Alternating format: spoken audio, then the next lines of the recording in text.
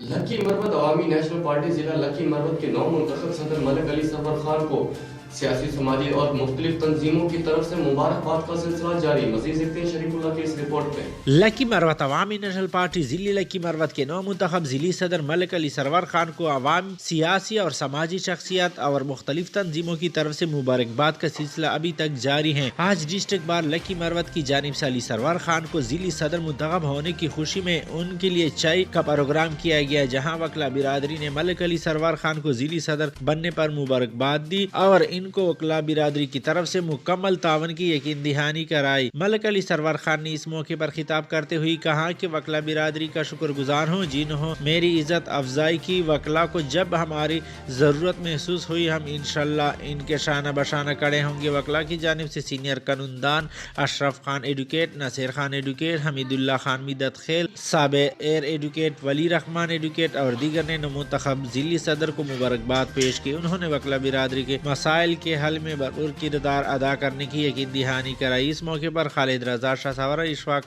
خان اباخیل اور ہارون دلوخیل بھی موجود تھے. کیمرہ مین رفیع اللہ کے ساتھ شریف اللہ راز، نیوز لکی مروت.